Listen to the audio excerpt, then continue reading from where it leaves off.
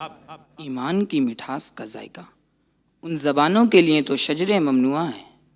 جنہیں مصلحتوں کے حلوے چکھنے اور باطل کی چوکٹ پر جبہ سائی کرنے کی عادت ہو چکی ہو، مگر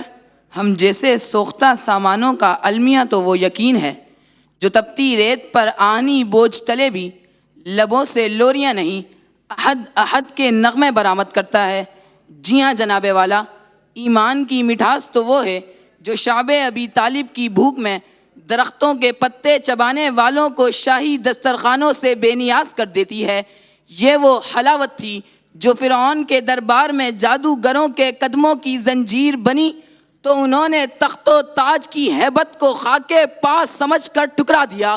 کیونکہ صدر علی وقار تاریخ گواہ ہے کہ جب روح اس میٹھے چشمے سے سیراب ہوتی ہے تو دار کی خشکی ہو یا مقتل کی تپش سب ہیچ نظر آتی ہے۔ یہ ایمان کی مٹھاس ہی تو تھی جس نے 1300 سال پہلے صحرا کے بدو کو کیسر و کسرا کے ایوانوں میں کھڑا کر دیا،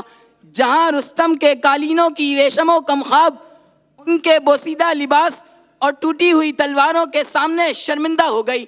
آج کا انسان ڈپریشن کے اندھیروں اور تعیشات کے بوجھ تلے دم توڑ رہا ہے، کیونکہ اس نے چینی کے دانوں میں تو مٹھاس ڈھونڈ لی پر اس مٹھاس سے محروم رہا جو وجود کو خوف اور حزن سے آزاد کر دیتی ہے۔ سچ تو یہ ہے کہ جس نے ذائقہ چکھ لیا اسے پھر دنیا کا شہد بھی کڑوا محسوس ہوتا ہے کہ میراث ابراہیم ہے ایمان کی مٹھاس،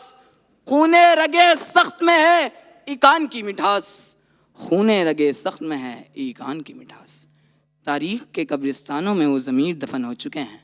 جنہوں نے ایمان کو محض ایک لغوی بحث یا تسبیح کے دانوں تک محدود سمجھا، کیونکہ اصل مٹھاس تو ان کے حصے میں آتی ہے جو باطل کے سمندر میں حق کا جزیرہ بن کر ابھرتے ہیں۔ جی ہاں جناب والا، اسی تسلسل میں ایک نام امام احمد بن حنبل کا ہے جنہوں نے کوڑوں کی تڑتڑاہٹ اور جیل کی تاریکی کو اس لیے قبول کر لیا کہ ان کی روح ایمان کی مٹھاس سے سرشار تھی۔ اگر یہ مٹھاس شرط نہ ہوتی تو طارق بن زیاد کشتیاں جلا کر واپسی کے تمام راستے مسدود نہ کرتا، اگر روح اس لذت سے آشنا نہ ہوتی تو محمد بن قاسم سندھ کے ریگزاروں میں مظلوم کی پکار پر لبیک نہ کہتا۔ یہ تمام روشن ستارے ہمیں بتاتے ہیں کہ ایمان کی مٹھاس ہی وہ قوت ارادی ہے جو انسان کو مادیت کے قفس سے نکال کر افلاک کی وسعتوں کا مسافر بنا دیتی ہے، افلاک کی وسعتوں کا مسافر بنا دیتی ہے۔ شکریہ۔